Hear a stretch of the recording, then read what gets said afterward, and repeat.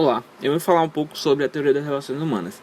A teoria das relações humanas surgiu nos Estados Unidos como principal consequência das conclusões da experiência de Hawthorne, que foi o movimento da oposição à teoria clássica administrativa, que buscou enfatizar o lado humano e social das organizações e fazendo novos enfoques como a necessidade de humanizar e democratizar a administração. Para os autores desse movimento, era necessário humanizar a administração, libertando os conceitos rígidos e mecanismos existentes na teoria, classificada por Fayol, e adequá-la ao novo padrão de vida do povo americano, como também o desenvolvimento das ciências humanas. Buscando lutar contra questões unicamente científicas, os autores defensores desse movimento procuraram desenvolver também as ciências humanas, tendo como principal foco psicologia industrial, como também a filosofia de John e a psicologia de Carter. Ambos foram fundamentais para o desenvolvimento do humanismo na administração. Welton Mayo, cientista social australiano que faleceu em 1949. Ele era considerado o fundador do movimento das relações humanas, que se opôs aos princípios do trabalho de Taylor.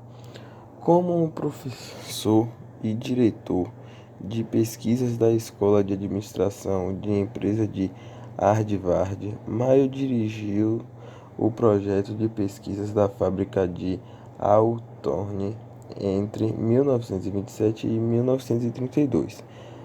Mayo também licenciou-se na Universidade de Adelaide, estudou medicina em Londres e Edimburgo, ensinou filosofia mental e moral em Queensland.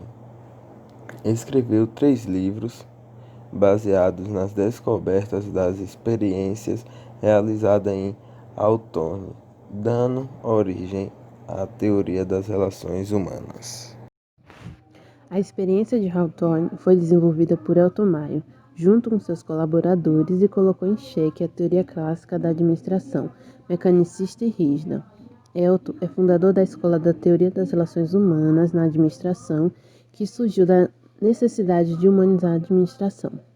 O experimento contou com 4 fases. A primeira delas constituía observar 2 grupos de operárias para desempenhar as mesmas funções, sob as mesmas condições de trabalho.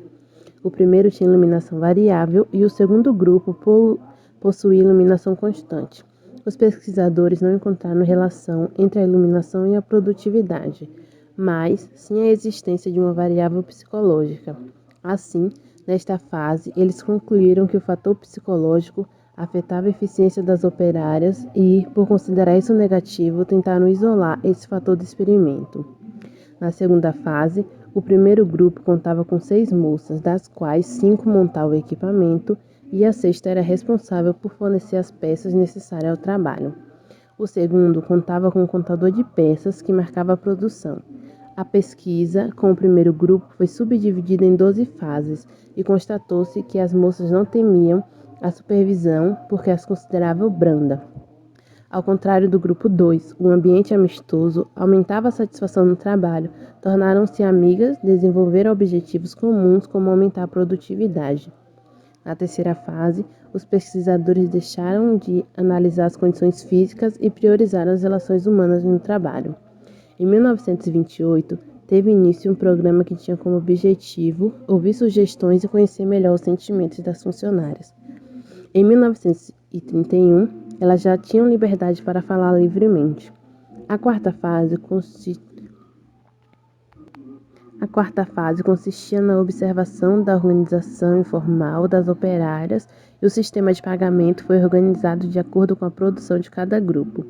Constatou-se que uma espécie de solidariedade grupal foram estudadas a relação entre a organização criada pelas próprias funcionárias e o formal da fábrica. A experiência de Hawthorne concluiu que o nível de produção é determinado pela capacidade social do empregador e não a fisiológica. O comportamento do indivíduo se apoia no grupo. As empresas são compostas por grupos sociais e informais que definem o comportamento e outros aspectos importantes da produção. A compreensão das relações humanas permite uma atmosfera sadia aos funcionários. A especialização do trabalho não é sinônimo de eficiência. Os operários trocam de funções para evitar a monotonia. Os elementos emocionais merecem atenção. Portanto, a ênfase passou a ser dada às pessoas que participam ou trabalham nas organizações e não nas tarefas ou estrutura organizacional. Disfunções da abordagem humanística da administração. A abordagem das relações humanas fez com que as preocupações antes expostas pela teoria clássica da administração dessem espaço para preocupações mais específicas, como, por exemplo, as pessoas e os grupos sociais que fazem parte do ambiente de trabalho. Foi somente a partir da década de 30, nos Estados Unidos, que a eficiência passou a ser a grande busca por parte das indústrias. Essa busca pela produtividade deu origem a novos estudos, dentre eles os estudos que tratavam do sentimento e da relação humana. Principais críticas à teoria das relações humanas. Primeiro, oposição cerrada à teoria clássica. Tudo aquilo que esta preconizava, a teoria das relações humanas negava. Segundo, visualização inadequada dos problemas industriais. Alguns estudiosos acreditam que a origem esteja no fato de ser a teoria das relações humanas um produto da ética e do produto democrático então existente. Terceiro, concepção ingênua e romântica do funcionário. As pessoas que seguiram demonstraram que nem sempre isto ocorreu. 4. Limitação do campo experimental. Sua principal crítica é a de natureza analítica. Suas pesquisas concentram-se em campos muito pequenos de variáveis e, ao estudá-las, não leva em conta as demais. Isto levou, com o tempo, a um certo descrédito de sua teoria. 5. Parcialidade das conclusões. 6. ênfase nos grupos informais. A ênfase exagerada nos grupos informais colaborou rapidamente para que esta teoria fosse repensada. 7. Enfoque manipulativo das relações humanas. Um enfoque manipulativo e certamente demagogo não tardou a ser descoberto e identificado pelos operários e seus sindicatos. Conclusão da teoria das relações humanas. É fato que a abordagem humanista da teoria administrativa contrariou vários postulados da abordagem clássica da administração de Henry e Taylor, ou ainda dos integrantes da escola clássica, Taylor e Ford.